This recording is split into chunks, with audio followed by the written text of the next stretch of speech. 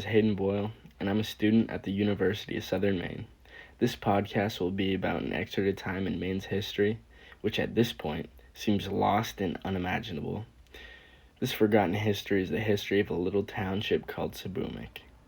The history of the peak of the lumbering industry, the tourism that flowed with the work, and the region's use during World War II. Part 1. Introduction into the region in modern-day Seboomook. Seboomook lies on the very northern tip of Moosehead Lake, all the way inside the Northwest Cove, right where the Northwest Carry interjects into Seboomook Township.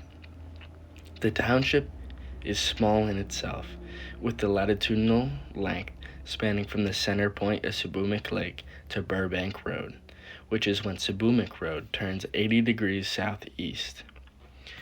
Rectangular in shape, the north wall touches the Golden Road, which is a famous logging highway greatly used by the Great Northern Paper Company. The west boundary drags down the center of Seboomook Lake. The east boundary lines up with the change of direction in the dirt road that follows the northwest branch of the Penobscot River. The south boundary meshes with the tip of Moosehead, which then claims the entire shoreline into the Seboomook Township. Sitting on the northern tip of Moosehead Lake is now Seboomook Wilderness Campground. The campground is host to many lean-tos and a couple log cabins. You may tent there. The owners, Whitney and Norm, live there year-round, even in the snow-buried months. The check-in location lies parallel to the start of the carry. Stretching south from the point of the check-in is all campsites.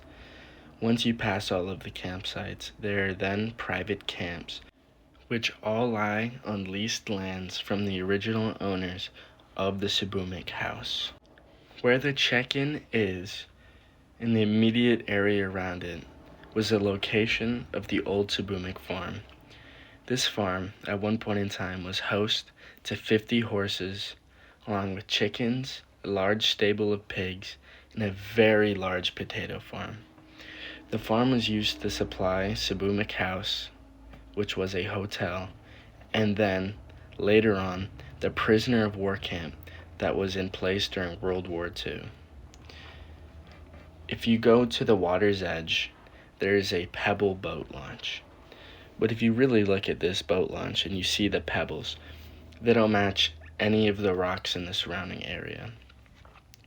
What happened was they shipped tons of pebbles and gravel in order to make a pristine boat launch so they could land steamboats to then build a large dock which landed other boats for Seboomook House.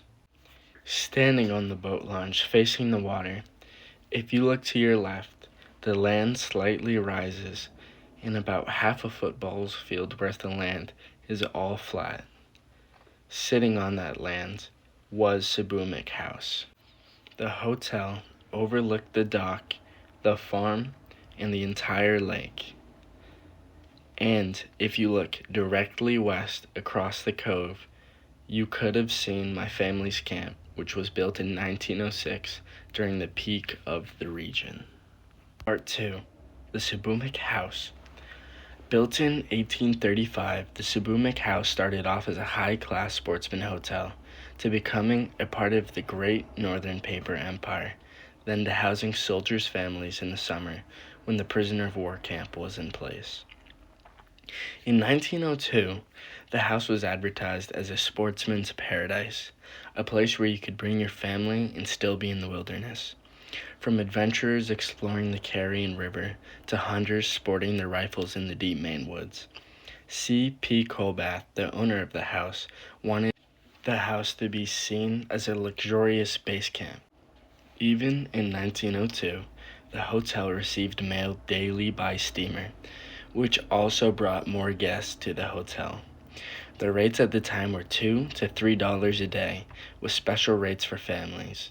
In today's world, this comes out to be $110 per day. Eventually, the house was sold in 1928 from C.P. Colbath to J. Otis Wardell. Wardell was an executive at the Great Northern Paper Company. It may be remembered that this property had been bought by the company and put in his name in 1924, and while it says the sale was at his request, it is more likely at the suggestion of William A. Whitcomb, who was not in favor of company property being in someone else's name. The sale included 17 acres of land. After the problems, it was discovered a little later that the company's oil and gasoline storage tanks at the location were sold on the property, making it necessary to go through the process of selling the piece of land in which they sat to trade for another piece of land in equal area. After the acquisition of the Seboomook House by the Great Northern Paper Company, they frequently used it as a company getaway. Once a year, the company would host what they called a field day. The steamboat, named Katahdin, would launch from Greenville, stopping at the Keno Hotel, then making its way up with around 400 passengers plus a band to the Seboomook House. At the house, a large meal would be served to all of the guests, and then several pounds of ice cream and watermelons. An array of recreational events would then be hosted, including a speed boat race. On the date of August 18th, 1928, the boat Miss Toy, owned by Mr. Feuchtwanger, won first place over Mr. Cremant's Sandpiper. The house even had a baseball field as part of the fun, where two local teams from Greenville faced each other on the warm, sunny day. The house impacted the Seboomook region so much, even until World War II, but then it eventually burned in the 1950s. 3. Great Northern Paper's operations.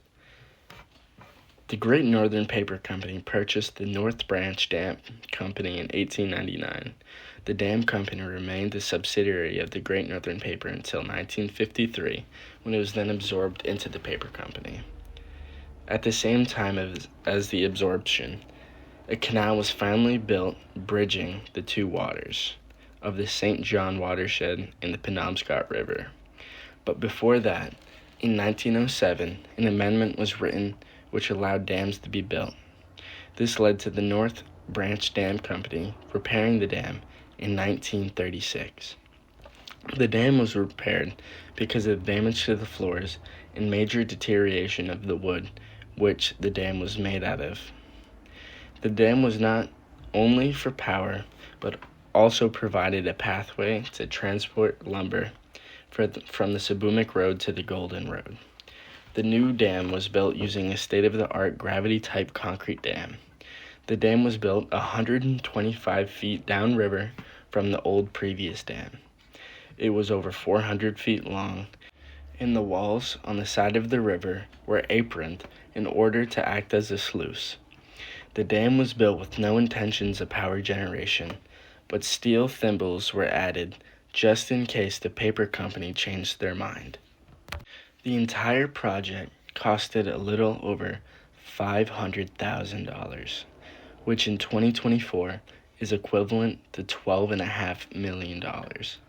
This speaks to how much lumber the Great Northern Paper Company was moving at the time. The same dam is still in use today and is fully functional in regard to all of its original design purposes. The dam is now maintained by the government for wildlife management purposes. All of the equipment used in the construction was sent up the lake via steamboat and was docked at the Seboomook Wharf next to the Seboomook Hotel. The company housed their workers at the Seboomook House, which they had previously acquired in 1928, and it makes you think what the Great Northern Paper Company's intentions were when they bought the hotel in 1928. Part 4. The St. John Seboomook Railway Project. The St. John Seboomook Lake Railway was planned and started construction in 1906 in an effort to transport logs from the St. John River watershed into the Penobscot River, seeing as the government had not amended river alteration at that moment in time, which was then passed in 1907. But even without the railway option, it was still possible to connect the St. John watershed to the Penobscot River through roads and by towing the materials. However, the company did not want to deal with the issue of international waters at the time due to the regulations and negotiations with the Canadian government. Eventually, the president of the company announced that the railway was dead in 1928 after the company had sunk $1 million into the project. The railway never saw any use. Not a single log was ever transported via the railway. A disastrous failure for the company. During the time, they had opted to transport the logs via trucks because it was cheaper and more efficient, which they still do today. The announcement and abandonment of the project might have had to do a little bit with the fact that the company had been strung a little bit thin fiscally with their acquisition of the Seboomook House, and the company at the same time, in the same year, had to close their social service division, which ran their newspaper called The Northern, which was a very famous newspaper at the time, just as the country was on the brink of the Great Depression. Part 5. World War II and the prisoner of war camp at Seboomook. In 1943, the government needed more prisoner of war camps, and Seboomook fit the description of what they needed in a camp. A large reason that a camp was built in Seboomook is because of the Great Northern Paper's influence in land usage in the region at the time. Because of the war, there was a large labor shortage that needed to be filled, and the Great Northern Paper Company had the land, the facilities, and the money necessary for the government to host the camp in Seboomook. They then outsourced labor to the paper company because of the paper company's shortage in labor. The old Seboomook farm was partially turned into the prisoner of war camp, repurposing the different unused buildings, such as the horse barn into the living quarters, the old blacksmith shop into the prisoners' recreation hall. They also built many new buildings, mostly to house the soldiers that were guarding over the prisoners. There were sentry towers around all four corners of the camp. Each one had 30 caliber machine guns with bright spotlights. There was also 2 sentries at the dock. A barbed wire fence connected each of the sentry posts. These fences were to keep the 250 prisoners of war contained. The camp was host to German soldiers at the time and ran for 2 years from 1944 to 1946 when the war ended. Captain James D. Olson was in charge of the Seboomook camp. Olson was in command of 4 officers and 39 enlisted men. Fortunately for the soldiers, their families could visit them during the summer months when they would stay at the Seboomook House. Part 6. Exit of the time period. A decade after the prisoner of war camps had been dissolved, the Seboomook House burned down. And with that, the Great Northern Paper operations started to move out of Seboomook. Because of the secluded nature of the region, the Great Northern Paper Company had merged with the Ashland Company, and since their presence dwindled in the region because of their expansion south into Georgia and Wisconsin. All that remains now today are the people who love the land for what it is, and a campground for people who want to experience the North Woods of Maine. There are still lumber operations there today, but on a much smaller scale. The Maine government now operates the Seboomook Dam, which they took control of in 2003. This was an effort to make the local ecosystem as healthy as possible. The northwest branch of the Penobscot River is still great fishing, but the average trout is much smaller than the average trout from a century ago. But the Seboomook Woods are still host to many, many beautiful creatures, from mass amounts of huge moose to bears and coyotes. Good luck finding a buck, but you'll find many doe at the campground. And if you ever want to get chased by river otters in a canoe, I recommend paddling up the Northwest Carry, where I've previously been chased by 3 river otters. And to close the podcast, I'll read 2 poems that were printed in the last edition of the Northern in September of 1928. The Lure of the Lake by Nathan Appleton Teft. Quiet morning sun arising, paddle dipping up its wake, reel a hummin' and surprisin', salmon flashing from the lake. Southin' 'bout it kinder fetchin', Southern in me 'gins to rise. Wouldn't swap for gold the catchin', oh this beautiful silver prize. On the beach a little fire, coffee 'gins a billin' up. Pintin' saplin' for a friar, piece of birch bark for a cup. Somehow 'nother cares and worry, go a-flyin' in the breeze. Who'd a swap his heat and hurry for this close to not or ease? Driftin' campered just as sundown, nature 'gins a paintin' scenes. Pewty sky atop the hill crown, white birch over there, water leans. Fleet-o' ducklings to a sailin', mother hidin' 'em away. Who'd a swap think that ailin' for this endin' of a day? Evenin' down the ridges creepin', whip-poor-wills beggin' to call. Pee-wee bird, it's a prayer, a peepin' by a whisperin' waterfall. Who'd swap the hunk of auto for an ol' owl summerin' hoot, for a mountain pine or grotto out of darkness absolute? And now for the poem Evil, which was a reprint from the American Lumberman. It's not for me to criticize, creation know to make the snow. I went the rain and paint the skies, that was some job. Yet some folks sob, and even heaven would advise. And yet I cannot help but say that I can't see why some things be the way they are in the present day. Can't figure out what God's about in lots of things in many a way.